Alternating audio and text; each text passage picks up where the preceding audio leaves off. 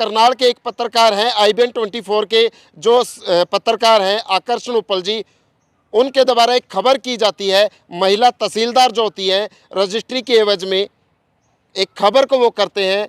खबर करने के बाद जैसे ही वो ऑफिस पहुंचते हैं, वोक के लिए पहुंचते हैं, तो उनके ऊपर एक FIR हो जाती है, संगीन धाराओं में मुकदमा दर्ज हो जाता है।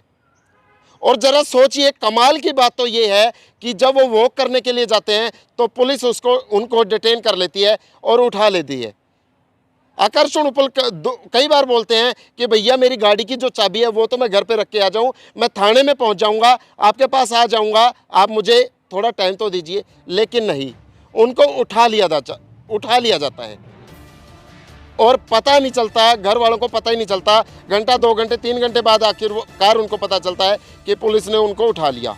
दोस्तों, पत्रकारिता अगर आप कर रहे हैं, कोई भी पत्रकार खुद को ये नहीं पता होता उसको कि वो क्या कब खबर बन जाए। बहुत बार देखा जाता है कि पत्रकार जो है बिना कुछ सोचे समझे आपके स्पॉट पर पहुंच जाता है और खबर कर लेता है। अब जरा सोचिए, 8 धाराएं उन पर लगाई गई हैं, गंभीर धाराएं उनके ऊपर लगाई गई है। और सबसे बड़ी बात मैं आपको बता दूं, जो महिला छेड़छाड़ का मामला भी उनके ऊपर लगाया गया है। अब वहाँ पे 1 नहीं, 2 नहीं, 4 नहीं, 5 नहीं, कम से कम बताया ये जा रहा है कि कम से कम 40 से 50 आदमी वहाँ पे थे जो लाइन में लगे हुए थे, अपने प्लॉट की मकान की रजिस्ट्री के लिए आए हुए थे, सरकारी काम करवाने के लिए आए हुए थे। लेकिन वहाँ पे जो महिला तहसीलदार है वो वहाँ पर नहीं मिलती, सीट पर नहीं मिलती। जब आकर्षण उपल IBN 24 की जो टीम है वहाँ पे पहुँचती है तो बताया ये जा रहा है कि वो बाथरूम में चली जाती हैं और लगभग पौना घंटा लगभग वो बाथरूम में रहती है, क्योंकि उनको पता था कि बाहर जो है मीडिया वाले आए हुए हैं और वो कोई ना कोई सवाल ऐसा पूछ लेंगे कि मैडम आप काम क्यों नहीं कर रहे। और कमाल की बात तो उससे भी बड़ी ये है कि उनके ऊपर एक जो है धारा ये भी लगाई गई है कि महिला छेड़छाड़। और सबसे बड़ी बात, सरकारी काम में बाधा।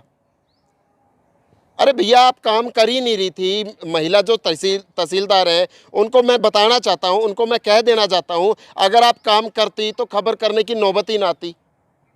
और अगर आप काम कर रही थी तो फिर उनका काम हुआ क्यों नहीं। और दूसरी सबसे बड़ी बात, आपने जो आकर्षण उपल है उनके ऊपर छेड़छाड़ का मामला जो है लगा दिया।